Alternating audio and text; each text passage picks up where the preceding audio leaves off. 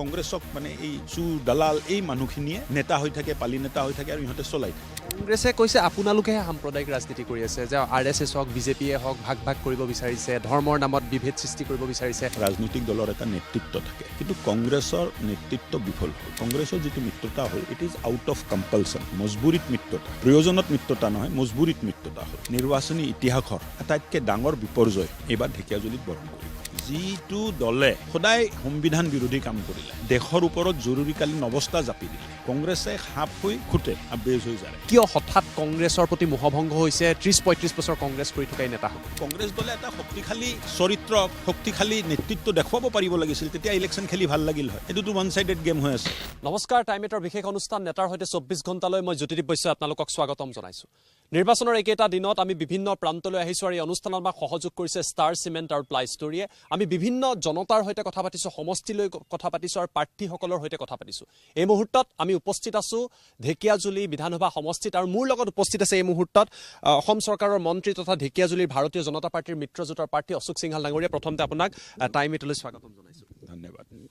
নিৰ্বাচনী প্ৰচাৰ যিহেতু বৰ্তমান সময়ত চলি আছে, আপুনিও প্ৰচাৰত ব্যস্ত আৰু এই সমষ্টিটোত আপুনি প্ৰতিনিধিত্ব কৰি আহিছে, এইবাৰ প্ৰচাৰৰ পৰিৱেশটো আপুনি কেনেকুৱা দেখিছে? এইবাৰ ৰাইজৰ যথেষ্ট সঁহাৰি আছে। যোৱা 5 বছৰ মুখ্যমন্ত্ৰী ডাঙৰীয়াৰ নেতৃত্বত যিখিনি তৃণমূল পৰ্যায়ত কাম হ'ল, গ্ৰাউণ্ডত যিখিনি কাম হ'ল, ৰাইজ বহুত উৎসাহত আছে। আৰু দুটা কথা মই উপলব্ধি কৰিলোঁ যে অসমৰ নতুন প্ৰজন্মই সপোন দেখা আৰম্ভ কৰিছে। এটা নতুন উপলব্ধি মোৰ হ'ল, যিটো নতুন প্ৰজন্মই সপোন দেখা নাছিল, দুখীয়া ঘৰৰ ল'ৰা ছোৱালীয়ে সপোন দেখা নাছিল, তেখেতসকলেও সপোন দেখা আৰম্ভ কৰিছে যে ভালকৈ পঢ়া শুনা কৰি মেধা সম্পন্ন হ'লে তেখেতসকলেও চৰকাৰী চাকৰিয়াল হ'ব পাৰিব। আৰু এটা ডাঙৰ পৰিৱৰ্তন, যোৱা 40 বছৰ এক অভাৱত থকা, যোৱা 40 বছৰ যিটো প্ৰজন্মই মানে সপোন দেখিব পৰা নাছিল, উগ্ৰপন্থী, উগ্ৰবাদী, বন্দুক, বোমা, বিস্ফোৰণ, ধৰ্ণা, পিকেটিং, এই অৱস্থাৰ পৰা অসমক ওলাই আনি মুখ্যমন্ত্ৰী ডাঙৰীয়াই উন্নয়নৰ বাটত আগবঢ়াই দিছে। আৰু উন্নয়নৰ বাটত তীব্ৰ গতিত অসম আগবাঢ়ি গৈছে। অসমৰ ৰাইজেও উপলব্ধি কৰিছে, আৰু বিশেষকৈ নতুন প্ৰজন্মৰ কথা মই কৈ আছোঁ যে নতুন প্ৰজন্মই আজি সপোন দেখি আছে, আৰু এই সপোনবোৰ অহা 5 বছৰত বাস্তৱ কৰাৰ কাৰণে আমি কাম কৰিম। মোৰ দ্বিতীয় প্ৰশ্নটো হ'ল যে আপোনালোকৰ বিৰুদ্ধে এইবাৰ কংগ্ৰেছৰ তৰফৰ পৰা বাটা চোৰাঙক প্ৰাৰ্থিত্ব প্ৰদান কৰা হৈছে, আৰু তেওঁলোকে কেইবাটাও দলৰ সৈতে মিত্ৰতা কৰিছে, যিদৰে আপোনালোকে ভাৰতীয় জনতা পাৰ্টী অসম গণ পৰিষদ একত্ৰিত হৈছে। মোৰ প্ৰশ্নটো হৈছে, বাটা চোৰাং বা কংগ্ৰেছ আপোনাৰ বাবে ফেক্টৰ বা প্ৰত্যাহ্বান এইবাৰ হ'ব নেকি? তেনেকৈ নহয়। এটা ৰাজনৈতিক দলৰ আদৰ্শ নীতি থাকে, ৰাজনৈতিক দলৰ এটা নেতৃত্ব থাকে, কিন্তু কংগ্ৰেছৰ নেতৃত্ব বিফল হ'ল। মিত্ৰজোঁটক লগত অনাত মনোমালিন্য কৰি মিত্ৰতা হ'ল। মনোমালিন্য কৰি মিত্ৰতা নহয়, মিত্ৰতা হয় এটা সমমৰ্যাদাত মিত্ৰতা হয়, সন্মান সহকাৰে মিত্ৰতা হয়। কংগ্ৰেছৰ যিটো মিত্ৰতা হ'ল, it is out of compulsion, মজবুৰিত মিত্ৰতা, প্ৰয়োজনত মিত্ৰতা নহয়, মজবুৰিত মিত্ৰতা হ'ল। আৰু 2 নম্বৰ কথা হ'ল, কংগ্ৰেছৰ নেতৃত্ব বিফল হ'ল। এক ৰাইজক ইমপ্ৰেছ কৰিবলৈ, ৰাইজক আকৃষ্ট কৰিবলৈ কংগ্ৰেছৰ নেতৃত্ব বিফল হ'ল। আৰু নেতৃত্বৰ বিফলতাই প্ৰাৰ্থী বাছনিটো বেয়া কৰি দিলে। আৰু কংগ্ৰেছ, মইতো ক'ব খোজোঁ অকল মোৰ সমষ্টিতে নহয়, গোটেই অসমত কংগ্ৰেছ ইৰিলিভেণ্ট হৈ গৈছে, অপ্ৰাসংগিক হৈ গৈছে। অপ্ৰাসংগিক কংগ্ৰেছক লগত ভাৰতীয় জনতা পাৰ্টী মিত্ৰজোঁটৰ মোকাবিলা হৈ আছে। যে ৰাইজে যেতিয়া অপ্ৰাসংগিক বুলি চিন্তা কৰি ল'লে যে কংগ্ৰেছ দলৰ প্ৰাসংগিকতা প্ৰায় শেষ হৈছে, চ' ৰাইজে হিয়াউজাৰী বিজেপিক ভোট দিব, আৰু এটা ঐতিহাসিক ৰায়দানৰ ফালে ভাৰতীয় জনতা পাৰ্টী আৰু মিত্ৰজোঁট আগবাঢ়ি আছে। ঢেকীয়াজুলি যদি আমি সমষ্টিটো চাওঁ, ইয়াত জাতি, জনগোষ্ঠী, জনজাতি, বিভিন্ন ভাষা ধৰ্মাৱলম্বীৰ লোকসকল আছে। এই সকলোখিনি লোকক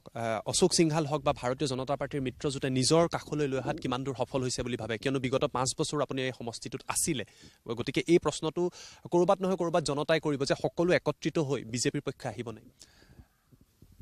বেছিভাগ মানুহে একত্ৰিত হৈ ভাৰতীয় জনতা পাৰ্টীৰ লগত আছে, আমাৰ লগত আছে। আৰু মই ভাবোঁ যে যেতিয়া মই কওঁ অসমত ঐতিহাসিক ৰায়দান হ'ব,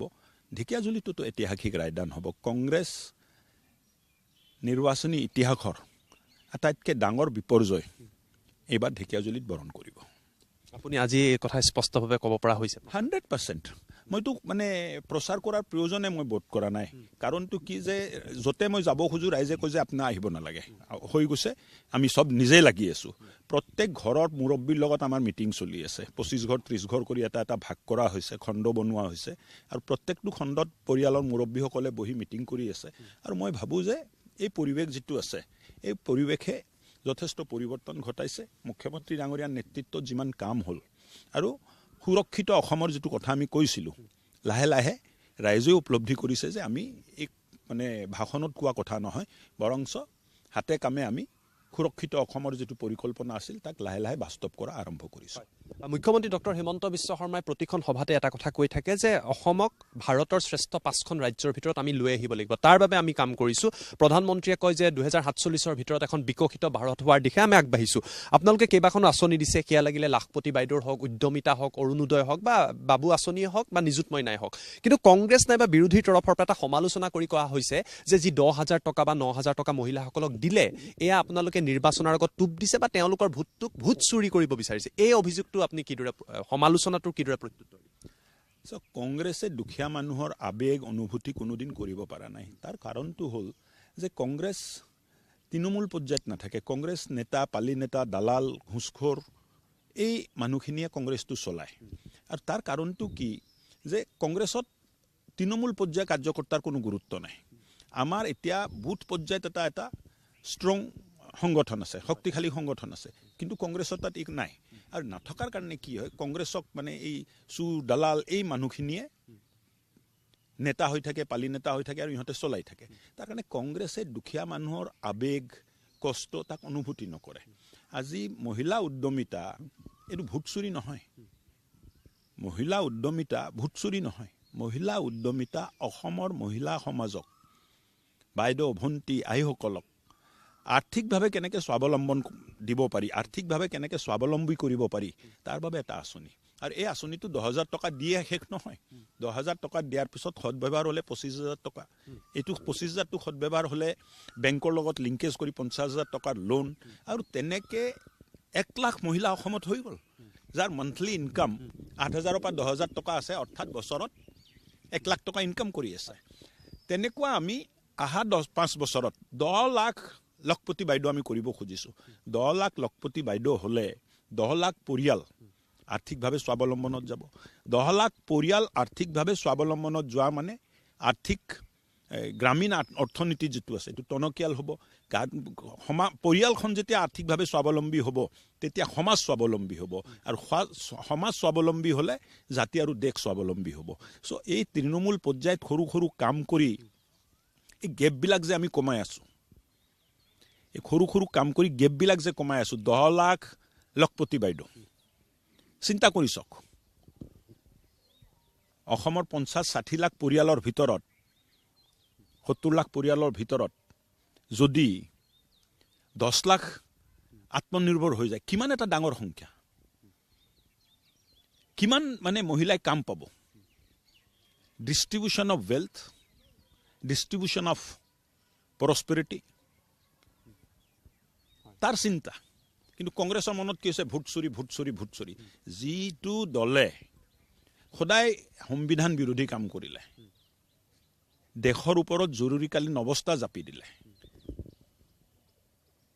মোৰ পৰিয়ালে ভুক্তভোগী জৰুৰীকালীন অৱস্থাৰ যেতিয়া দেশত ইমাৰ্জেঞ্চি লাগিছিল 75ত মোৰ দেউতা লোকতন্ত্ৰ বচাবলৈ জনসংঘৰ নেতা হিচাপে তেখেত জেলত থাকিব লগা হৈছিল কেইবামাহ আৰু কংগ্ৰেছে আজি সংবিধান লৈ হাতত ঘূৰে কংগ্ৰেছে সাপ হৈ খুটে আৰু বেজ হৈ যায় সেইবাবে আপোনালোকক সমালোচনা কৰিছে কৰক সমালোচনা কৰাত আপত্তি নাই কিন্তু কংগ্ৰেছ দলে এটা শক্তিশালী চৰিত্ৰ শক্তিশালী নেতৃত্ব দেখুৱাব পাৰিব লাগিছিল তেতিয়া ইলেকশ্যন খেলি ভাল লাগিল হয় এইটোতো ওৱান চাইডেড গেম হৈ আছে একপক্ষীয় মোটামুটি হৈ গৈছে আপুনি নেতৃত্বৰ কথা কৈছে আমি অলপ বহি ল'ম সিংহাল নাগৰীয়া মোৰ নেতৃত্বৰ প্ৰশ্নটো আপোনাক কৰিব লাগিব কাৰণ আপুনি কৈছে যে কংগ্ৰেছত এইবাৰ নেতৃত্বৰ অভাৱ ঘটিছে বা একপক্ষীয় হৈছে কিন্তু এইবাৰ কংগ্ৰেছত গৌৰৱ গগৈৰ নেতৃত্বত তেওঁলোকে মুখ্যমন্ত্ৰী হোৱাৰ বাবে চেষ্টা কৰিছে বা নিজেও তেওঁ প্ৰতিদ্বন্দ্বিতা কৰিছে গৌৰৱ গগৈৰ নেতৃত্ব লোৱাৰ পাছতে কংগ্ৰেছৰ পৰা প্ৰদ্যুৎ বৰদলৈ ওলাই গ'ল ভূপেন বৰা ওলাই গৈছে এই যিটো পৰিৱেশ হৈছে আপুনি তাক কিদৰে এনালাইচিছ কৰে কিয় হঠাৎ কংগ্ৰেছৰ প্ৰতি মোহভংগ হৈছে 30-35 বছৰ কংগ্ৰেছ কৰি থকা এই নেতাসকল চাওক প্ৰথম হ'ল টিম এটাত কেপ্টেইন হয় আৰু কেপ্টেইনৰ প্ৰথম দায়িত্ব হ'ল যে টিমৰ সকলোকে লগত লৈ চলিব নেতৃত্ব কি হ'ব লাগে নেতৃত্ব মানে অকল চকীত বহিলে নেতৃত্ব নহয় সকলোকে লগত লৈ সকলোৰ লগত সামঞ্জস্য ৰাখি এক কমন এজেণ্ডা বনাই তাৰ ওপৰত যিজন ব্যক্তিয়ে কাম কৰিব পাৰে এইজন ব্যক্তিহে লিডাৰ ডাইৰেকশ্যন দিয়াটো লিডাৰ নহয় সকলোকে লগত লৈ সকলোৰ আবেগ অনুভূতি সন্মিলিত কৰি এক কমন প্লেটফৰ্ম কমন এজেণ্ডাত যেতিয়া কাম কৰা যায় তেতিয়া নেতৃত্বটো মজবুত হয় এতিয়া মই সোঁফালে যাম আপুনি বাওঁফালে যাব কোনোবাই নাযাম বুলি কৈ ইয়াতে থিয় হৈ থাকিব টিম ক'ত থাকিলে এই মানুহবিলাক কিয় এৰিলে কংগ্ৰেছ কোনোবাই চিন্তা কৰিলে নে কংগ্ৰেছত এই চিন্তা কৰা পৰিৱেশ নাই কিন্তু তেওঁলোকে কৈছে যে নতুন বৰ অসম কৰিম যুঁজ এখন হ'ব এনেকুৱা কথা থাকে যুঁজ এখন হ'ব বৰ অসম কৰিম অসমখন বৰবাদী কৰাটোতো কংগ্ৰেছ অনুপ্ৰৱেশ কাৰ দিনত হ'ল AMDT কোনে আনিলে এই অসমৰ ৰাইজে পাহৰি গ'ল নাই 855 জন শ্বহীদ হ'ল কাৰ বিৰুদ্ধে আন্দোলন কৰি শ্বহীদ হ'ল সংবিধান বাতিল কৰি সংবিধান নিৰস্ত কৰি জৰুৰীকালীন অৱস্থা জাপি দিয়া দলটোৱে এতিয়া সংবিধানৰ ৰঙা কপি ৰাহুল গান্ধীয়ে লৈ ঘূৰি থাকে গণতন্ত্ৰক হত্যা কৰা 855 জনক শ্বহীদ কৰা দলটোৱে এতিয়া বৰ অসম কৰাৰ চেষ্টা কৰি কথা কৈ আছে আৰু কাৰ লগত যুঁজিব খুজিছে স্পষ্ট কৰিব লাগে যে যুঁজ এখন হ'ব কাৰ লগত হ'ব যুঁজ কোন চাম মানুহৰ লগত কংগ্ৰেছে যুঁজিব খুজিছে কি কাৰণত যুঁজিব খুজিছে কংগ্ৰেছৰ এজেণ্ডা কি অসমত হোৱা অনুপ্ৰৱেশে অসমৰ জনসংখ্যা সলনি কৰিলে ৰিলিজিয়াছ ডেমোগ্ৰাফি সলনি কৰিলে এইটো মই কোৱা কথা নাই এইটো মানে দেখ স্পষ্ট হৈ আছে আমি কোনফালে গতি কৰি আছো 20 বছৰ পিছত অসমৰ ভৱিষ্যত কি ইয়াৰ উত্তৰ কংগ্ৰেছ পাৰ্টিয়ে দিবনে এইটোতো ধন্য হওক মানে যে অসমৰ ডিলিমিটেশ্যন হৈ গ'ল নহ'লেতো অসমখন 5 বছৰ 10 বছৰ ভিতৰত ৰাজনীতিক সত্তাটো আমাৰ হাতৰ পৰা ওলাই গ'ল হয় সো এই কথাবিলাক আমি ডিপ যাই চিন্তা কৰিব লাগিব ইলেকশ্যনৰ শ্লোগান নহয় অসমত ইলেকশ্যনৰ শ্লোগানৰ প্ৰয়োজন নাই অসমৰ ভৱিষ্যত 50 বছৰ পিছত কি হ'ব আমি 50 বছৰ 30 বছৰ আমি কেনেকৈ চলিম অসমৰ জনগাঁথনি সলনিটোৱে অসমক এটা ভয়ংকৰ স্থিতিত ঠেলি দিছে আৰু তাৰ পৰা উদ্ধাৰ হোৱাৰ মানে বহুত সহজ ৰাস্তা নাই ডিলিমিটেশ্যনৰ সমগ্ৰ প্ৰচেছটো আপুনি ওচৰৰ পৰা দেখিছে মই সেইবাবে আপোনাক কৈছোঁ আপুনি যিটো জনগাঁথনি বা ডেমোগ্ৰাফিৰ কথা কৈছে মুখ্যমন্ত্ৰীয়ে কৈ থাকে যে এইদৰে যদি ডেমোগ্ৰাফি চেঞ্জ হৈ থাকে আমি এদিন যিবিলাক ইয়াৰ খিলঞ্জীয়া লোক আছে ভূমিপুত্ৰ আছে তেওঁলোক মাইনৰিটিত হ'বলৈ গৈ আছে এই যিটো এটা থ্ৰেট আমাৰ এক্সিষ্টেঞ্চৰ কাৰণে আহি থকা বুলি কৈছে ইয়াক ভাৰতীয় জনতা পাৰ্টিৰ মিত্ৰজোঁটে যিহেতু আপোনালোকৰ চৰকাৰ আছে কি দিশেৰে চাই আৰু ইয়াৰ ওপৰত কি পদক্ষেপ লৈছে চাওক কৰিব পৰা বহুত নাই আমাৰ হাতত কৰিব পৰা বহুত নাই 38% মুছলিম পপুলেশ্যন আৰু এই পপুলেশ্যনৰ হাৰ বহুত স্পীডত বৃদ্ধি হৈ আছে Hindu population 1.6 in the multiple of 1.6 অৰ্থাৎ এজন মহিলা এজন পুৰুষ যদি আছে তাৰ সন্তান 1.67 মুছলিমৰ এই হাৰটো 2.31 অৰ্থাৎ এজন মহিলা এজন পুৰুষ যদি আছে তাৰ তুলনাত জন্ম দি আছে 2.31 20 জনে 23টা সন্তান জন্ম দি আছে মই গোটেই পপুলেশ্যনৰ কথা কৈ আছো তাত বয়স কম বেছিৰ কথা কোৱা নাই সো মই ভাবো যে এই হাৰটো যদি চলি থাকে আহা 20 বছৰ পিছত আমি এবসলিউট মাইনৰিটি মানে ষ্টেট হৈ যাম আৰু মাইনৰিটি ষ্টেট হলে কি হ'ব জম্মু এণ্ড কাশ্মীৰ বন্ধুত্ব একেলগে শংকৰ অজান এইটো তেতিয়ালৈ আছে যেতিয়ালৈ মাইনৰিটি হৈ আছে আপোনালোকে কয় শংকৰ অজান নহয় শংকৰ মাধৱ নাই মই ক'লোতো কংগ্ৰেছে যে শংকৰ অজান কয় যিবিলাকে আমাক বুজায় শংকৰ অজানৰ দেশ শংকৰ অজান তেতিয়ালৈ আছে যেতিয়ালৈ 38% আছে যিদিনা 50% হ'ব সিদিনা শংকৰ অজান নাথাকে আৰু শংকৰ ওলাই যাব আৰু কিবা লগাব এইকাৰণে আৰু আমি কিয় মানে বস্তুটো স্পষ্ট দেৱালত লেখা আছে তাৰপিছতো আমি পঢ়ি আছোঁ চাই আছোঁ তাৰপিছতো আমি চকু বন্ধ কৰিব খোজোঁ তাৰ কাৰণটো কি কিবাটো এটা কাৰণ হ'ব লাগিব চকু বন্ধ কিয় কৰিছোঁ আমি জম্মু কাশ্মীৰ আমাৰ সন্মুখত উদাহৰণ নাই নে বাংলাদেশ উদাহৰণ নাই fundamentally there is a difference fundamental difference আছে এই ডিফাৰেঞ্চটো আজিৰ পৰা নহয় যুগান্তৰৰ পৰা এই ডিফাৰেঞ্চটো আছে কিন্তু কংগ্ৰেছে কৈছে আপোনালোকেহে সাম্প্ৰদায়িক ৰাজনীতি কৰি আছে যে RSS হওক বিজেপিয়ে হওক ভাগ ভাগ কৰিব বিচাৰিছে ধৰ্মৰ নামত বিভেদ সৃষ্টি কৰিব বিচাৰিছে সাম্প্ৰদায়িকতাৰ বীজ ভাৰতীয় জনতা পাৰ্টীহে বুইছে আৰু এই কথা বাৰে বাৰে কংগ্ৰেছৰ তৰফৰ পৰা ৰাজহুৱা সভাটো কয় আৰু আপোনালোকৰ বিৰুদ্ধে অভিযোগো আনে কি অভিযোগ আছে মোক কওক আমি কি সাম্প্ৰদায়িক ৰাজনীতি কৰিলোঁ এইটো মোক বুজক PMAY ঘৰ মাইনৰিটি মানুহ পোৱা নাই নে চৰকাৰী স্কিমৰ বেনিফিট মাইনৰিটি মানুহ পাইছেনে নাই হস্পিটেলত ঔষধ মাইনৰিটি মানুহে পাইছেনে নাই হস্পিটেলত মাইনৰিটি মানুহৰ চিকিৎসা হৈছেনে নাই যিটো ৰাস্তা বনিছে তাত মাইনৰিটি মানুহ খোজকাঢ়িব পাৰিছেনে নাই বিভেদ ক'ত কৰিলোঁ আমি কিন্তু য়েছ বাস্তৱটো হ'ল যে জিলাৰ পিছত জিলা মাইনৰিটি ডমিনেশ্যন বাঢ়ি গৈ আছে হিন্দু মাইনৰিটিত যাই আছে ইনফিল্ট্ৰেশ্যনৰ কাৰণে মুছলিম প্ৰত্যেকটো জিলাত এটাৰ পিছত এটাত মেজৰিটি হৈ গৈ আছে আৰু য'ত মুছলিম মেজৰিটি হয় হিন্দুৱে পলায়ন কৰিবলৈ বাধ্য হয় য'তে মুছলিম মেজৰিটি হয় যিটো ব্লকত যিটো গাঁৱত হিন্দু তাৰ পৰা পলায়ন কৰিব লগা বাধ্য হয় মাটি বাৰী বিক্ৰী কৰি মিয়াৰ হাতত পলায়ন কৰিবলৈ বাধ্য হয়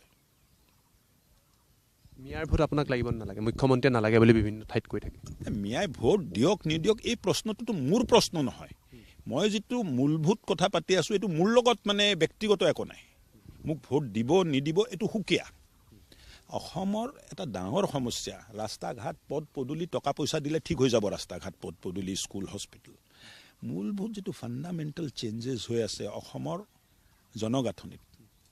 তাক কেনেকৈ আমি মোকাবিলা কৰিম তাকতো মোকাবিলা কৰিব লাগিব যোৱা 50 বছৰত 10% পপুলেশ্যন মুছলিমৰ বাঢ়ি গ'ল আৰু যিটো হাৰত বৃদ্ধি পাই আছে 15 বছৰ 20 বছৰ মোৰ জীৱিত অৱস্থাত মই হিন্দু অসমত মাইনৰিটি হোৱাটো দেখিব লাগিব মোৰ জীৱিত অৱস্থাত যদি মই 75 ইয়াৰ্ছ জীয়াই থাকোঁ মানে যিটো পপুলেশ্যনৰ আপুনি কৈছে হৈ আছে হয় মুছলিমে বিয়া পাতে 18 বছৰ 19 বছৰ 17 বছৰত আমাৰ ল'ৰা ছোৱালীয়ে বিয়া পাতে 30 বছৰত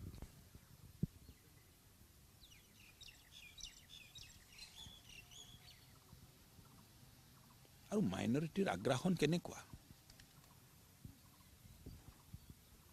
বাচিবলৈ পদ্ধতি প্ৰক্ৰিয়া আমি ডেভেলপ কৰিব লাগিব সমাজ সচেতন হোৱাৰ সময় হৈছে বুলি ক'ব খুজিছোঁ আন এটা প্ৰসংগ মই আহিব বিচাৰিছোঁ মুখ্যমন্ত্ৰীয়ে কৈছে যে টাটা ছেমি কণ্ডাক্টৰ আহিছে উদ্যোগ আহিছে আৰু উদ্যোগ অসমলৈ আহিব কিন্তু কংগ্ৰেছৰ অভিযোগ আপোনালোকে ডাঙৰ ডাঙৰ পুঁজিপতি বহিৰাগত বনিয়াক অসমখন গতাই দিছে অসমৰ মাটি গতাই দিছে সকলো গতাই দিছে এফালে উদ্যোগীকৰণৰ কথা কোৱা হৈছে আনফালে কংগ্ৰেছে কাউণ্টাৰ কৰি কৈছে যে কেইগৰাকীমান উদ্যোগপতি আৰু বহিৰাগত বনিয়াক সকলো গতাই দিয়া হৈছে এই সমালোচনাটোৰ উত্তৰ আপুনি কিদৰে দিব কংগ্ৰেছে সাপ হৈ খুটে বেজ হৈ যায় এইটোৱে উত্তৰ আৰু বহুত উত্তৰ নাই অসমৰ ৰাইজে বুজি পাইছে ডাঙৰীয়া যে কংগ্ৰেছৰ দুইমুহা চৰিত্ৰটো অসমৰ ৰাইজে বুজি পাইছে ভাৰতবৰ্ষৰ ৰাইজে বুজি পাইছে আৰু কংগ্ৰেছক যেতিয়া একবাৰ ৰাইজে বিদা দি দিয়ে কংগ্ৰেছ আৰু ঘূৰি নাহে উদাহৰণ যদি লাগে একফালৰ পৰা আৰম্ভ কৰক গুজৰাটৰ পৰা কংগ্ৰেছক বিদা দিলে কংগ্ৰেছ ঘূৰি আহিব নোৱাৰিলে হাৰিয়ানাৰ পৰা কংগ্ৰেছক বিদা দিলে কংগ্ৰেছ হাৰিয়ানাত ঘূৰি আহিব নোৱাৰিলে দিল্লীৰ পৰা কংগ্ৰেছক বিদা দিলে দিল্লীত কংগ্ৰেছ ঘূৰি আহিব নোৱাৰিলে UP পৰা বিদা দিলে বিহাৰৰ পৰা বিদা দিলে ৱেষ্ট বেংগলৰ পৰা বিদা দিলে অন্ধ্ৰপ্ৰদেশৰ পৰা বিদা দিলে তামিলনাডুৰ পৰা বিদা দিলে পশ্চিমবংগৰ পৰা বিদা দিলে কংগ্ৰেছ ঘূৰি আহিব নোৱাৰিলে আৰু অসমতো বিদা হৈ গ'ল কংগ্ৰেছ আৰু ঘূৰি আহিব নোৱাৰে কংগ্ৰেছ হেজ বিকাম ইৰিলিভেণ্ট কংগ্ৰেছ অপ্ৰাসংগিক হৈ গৈছে অসমৰ ৰাজনীতিত কংগ্ৰেছ অপ্ৰাসংগিক হৈ গৈছে মোৰ আন এটা প্ৰশ্ন আপোনাৰ সমষ্টিক লৈ, আপোনাৰ ঢেকীয়াজুলি সমষ্টিৰ যিসকল ভোটাৰ আছে তেওঁলোকৰ মনতো এই প্ৰশ্ন থাকিব যে অশোক সিংঘাল বা ভাৰতীয় জনতা পাৰ্টীৰ মিত্ৰজোঁটক ভোট দিলে তেওঁৰ সমষ্টিটোক লৈ কি সপোন দেখিছে, আপোনাৰ এই সমষ্টিটোক লৈ কি পৰিকল্পনা, নতুন প্ৰজন্মৰ ভোটাৰক লৈ কি পৰিকল্পনা, এনেকুৱা প্ৰশ্ন ভোটাৰৰ মনত থাকিব। এই কথাখিনি মই আপোনাৰ পৰা জানিম। মূলভূত এইবাৰ অহা 5 বছৰত এটাই এজেণ্ডা থাকিব, স্বনিয়োজন, আত্মসংস্থাপন আৰু চৰকাৰী চাকৰিয়াল হিচাপে সমষ্টিৰ মানুহৰ নিয়োগ। তে চৰকাৰী চাকৰিত কেনেকৈ নিয়োগ হ'ব,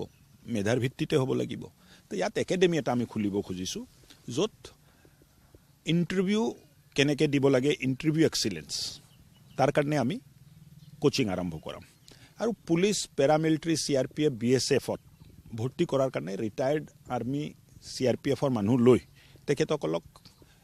ফিজিকেল ট্ৰেইনিং, শাৰীৰিক প্ৰশিক্ষণ দিয়া হ'ব, যাৰ জৰিয়তে তেখেতে কোৱালিফাই কৰিব পাৰে। তেনেকুৱা এটা ব্যৱস্থা আমি ল'ম। কিয় ৰাস্তা ঘাট, পথ পদূলি বহুত হৈ যাব, টকা পইচা চৰকাৰে যথেষ্ট দি আছে, এইবিলাক হ'ব। কিন্তু এতিয়া ভাল মানৱ সম্পদ গঢ়া আৰু এই ভাল মানৱ সম্পদক আত্মনিয়োজন, স্বনিয়োজন আৰু চৰকাৰী চাকৰিত অংশীদাৰ হ'বৰ কাৰণে আমি প্ৰিপেয়াৰ কৰিম। মানে চৰকাৰী চাকৰি, স্বনিয়োজনক লৈ আপুনি ঢেকীয়াজুলিক লৈ এটা আপোনাৰ সপোন আছে। অশোক সিংঘাল ডাঙৰীয়া, আপোনাক বহুত বহুত ধন্যবাদ জনাইছোঁ। প্ৰচাৰ চলাই আছে, দিনে নিশাই প্ৰচাৰ চলাই আছে। পুনৰবাৰ আপোনাক শুভেচ্ছা জনাইছোঁ নিৰ্বাচনৰ বাবে। বহুত ধন্যবাদ। আৰু এই আছিলে তেওঁ কথা ক'লে, অশোক সিংঘালে জনালে যে বৰ্তমান সময়ত নিৰ্বাচনক লৈ কেনেকুৱা প্ৰচাৰ চলিছে, তেওঁ কি ভাবে। তেওঁ কৈছে যে একপক্ষীয় এবাৰ হ'ব ভাৰতীয় জনতা পাৰ্টীৰ মিত্ৰজোঁটৰ বাবে, জনতাই কি মেণ্ডেট দিয়ে, জনাদেশ কি দিয়ে, তাৰ বাবে আমি অপেক্ষা কৰিব লাগিব। কিন্তু এই অনুষ্ঠানৰ জৰিয়তে আমি ৰাজ্যৰ বিভিন্ন প্ৰান্তলৈ যাম, প্ৰাৰ্থীসকলৰ সৈতে, নেতাসকলৰ সৈতে, জনতাৰ সৈতে কথা পাতিম আৰু তেওঁলোকৰ মতামত নিৰ্বাচনৰ আগতে আপোনালোকৰ বাবে লৈ অহাৰ চেষ্টা কৰিম। চাই থাকিব টাইম ইট। ধন্যবাদ।